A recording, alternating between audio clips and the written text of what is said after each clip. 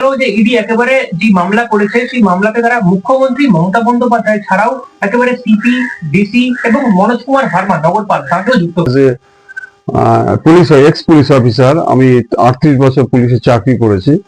আমি সম্পর্কে তোমাদের একটু বলি যে হোয়াট ইজ আইপ্যাক। আইপ্যাক আমরা জানি হচ্ছে গিয়ে ইন্ডিয়ান পলিটিক্যাল অ্যাকশন কমিটি। এইটার প্রথম দায়িত্ব ছিল প্রশান্ত কিশোর। এই যে 2022 সালে গোয়াতে যে ইলেকশনটা হয়েছিল, বিধানসভা ইলেকশন, সেই ইলেকশনে এখন এই ইডি ডিউরিং ইনভেস্টিগেশন জানতে পেরেছে হাওলার মাধ্যমে 20 কোটি টাকা ওই আমাদের তৃণমূল কংগ্রেসের যে ওখানে যারা প্রার্থী পদ ছিল তাদের ওখানে খরচ করা হয়েছিল, এবং সেই টাকাটা হাওলার মাধ্যমে, এবং অ্যাট দ্যাট টাইম গোয়ার চার্জে ছিল এই আমাদের প্রতীক জৈন। অনেকে এটা আলোচনা করছেন কেন এটা আইপ্যাকের তো দায়িত্ব ছিল প্রশান্ত কিশোর। না, অ্যাট দ্যাট টাইম এই যে টাকাটা যায় তখন গোয়াতে 2022 সালে প্রতীক জৈন। তো কিভাবে পুলিশ এটা করলো, কিভাবে ইডি আজকে কেন এখানে এলো? কারণটা হচ্ছে আমরা অনেকে জানি যে একটা প্রথম যে নাম সেটা হচ্ছে গিয়ে এই তোমার এই অনুপ লালা। অনুপ বলে একটি ছেলে, অনুপ মাঝি, ডাক নাম হচ্ছে লালা। 2021 সালে ইডি যখন নাকি রেড করে তাদের মধ্যে কে আমি একটু নামটা দেখে বলি। অনুপ মাঝি, বিনয় মিশ্র যে অ্যাবসকন করে পালিয়ে গেছে, আচ্ছা, পুলিশ ইন্সপেক্টর অশোক মিশ্র, গণেশ বাগাড়িয়া, বিকাশ মিশ্র। বিকাশ মিশ্র অ্যারেস্ট হয়েছিল কবে? 16/3/2021। আজকে এই যে অনুপ মাঝি, এই অনুপ মাঝিকে যখন নাকি আজকে সারেন্ডার করেছে, 3 বছর তাকে নাকি ইডি পায়নি। কিন্তু এটা সারপ্রাইজিং টু ইনফর্ম ইউ যে আজকে কিন্তু বিদেশেও যায়নি, কিন্তু ইডি তাকে নাকি খুঁজে পায়নি। সে কি করলো? সারেন্ডার করে দিল। সারেন্ডার করার পরবর্তীকালে যে আজকে কোর্টে অর্ডার ছিল, বিচারকের অর্ডার ছিল, as and when necessary investigation officer যখন তাকে ডাকবে, he will appear before the investigation officer, এবং যা জিজ্ঞাসা করবে সেটা তাকে উত্তর দিতে হবে। তো তোমাদের বলে দিই যে এটা সাধারণ মানুষ যারা জানতে পারবেন একটু বিস্মিত হবেন যে অনুপ মাঝি হচ্ছে একটা ছ্যাচর ছিল, ছ্যাচর, চোর। সোর্স অফ ইনকাম বলে কিচ্ছু ছিল না। 2010, 9, 8 আপনারা দেখে নেবেন, 2011 কিচ্ছু ছিল না, 12, 13 কিচ্ছু ছিল না।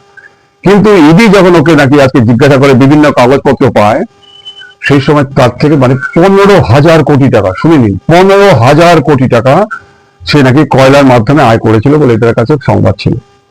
এবং এই পরবর্তীকালে তাকে যখন নাকি সারেন্ডার করে, সেই সারেন্ডারের পরে যখন নাকি ইডি তাদেরকে ডাকে, after prolonged interrogation, apart from the source information দ্বারা তাদের কাছে ডকুমেন্টারি এভিডেন্স চলে আসে। আমরা জানি এভিডেন্স কত রকম হয়, corroborative এভিডেন্স হয়, ডকুমেন্টস এভিডেন্স হয়, কনক্লুসিভ এভিডেন্স হয়, সার্কামস্টেন্সিয়াল এভিডেন্স হয়। এই যে corroborative এভিডেন্স এখানে নয়, কিন্তু ডকুমেন্টারি এভিডেন্স যেগুলো পায়, প্লাস ধর ল্যাপটপ, মোবাইল থেকে শুরু করে, এগুলো corroborative এভিডেন্স পাওয়ার পরে তারা জানতে পারে, এবং সেইটাকে পার্সুয়েশন অফ সিক্রেট ইনফরমেশন, এটা এই রেটটা স্টার্ট হয় দিল্লিতেও করে, এখানে 2 জায়গায় করা হয়, আমরা জানি। তাহলে এই যে ইডি যেটা করে আমাদের জানতে হবে, ইডির 3টে হচ্ছে কি উইংস আছে, ডানা। পাখির যেমন 2টো ডানা, এটা 3টে ডানা আছে। কি ডানা? প্রথম কথা হচ্ছে ফেমা। ফেমা অ্যাক্ট আমরা জানি, এটা 1999 হয়েছে ফেমা। তারপর হচ্ছে PMLA, prevention of money laundering act. আরেকটা হচ্ছে কফি পোসা।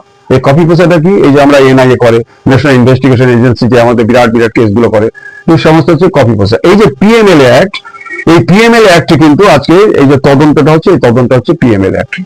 এখানে কিন্তু বিধিনিষেধ কিছু নেই, এখানে একদম ক্লিয়ার দেওয়া আছে আন্ডার সেকশন 50। আপনারা যারা আপনারা এখানে আছেন তারা আপনারা একটু শুনে নিতে পারেন, দেখে নেবেন। তবু আমি আপনাদের একটু অ্যাভয়েড এনি মিসআন্ডারস্ট্যান্ডিং, এটা নিয়ে অনেক হইচই হয়, কিন্তু আমি আপনাদের বলে দিই, PMLA আন্ডার সেকশন 45 এ রয়েছে বেল ম্যাটার দিতে পারে। আন্ডার সেকশন 16 এ রয়েছে ক্যান সার্চ অ্যান্ড অ্যারেস্ট। 19(8) এ রয়েছে ক্যান অ্যারেস্ট। যেটা মেইন হচ্ছে গিয়ে সেটা হচ্ছে গিয়ে আন্ডার সেকশন 50। আপনাদের একটু দেখে বলে দিচ্ছি ওখানে কি লেখা আছে।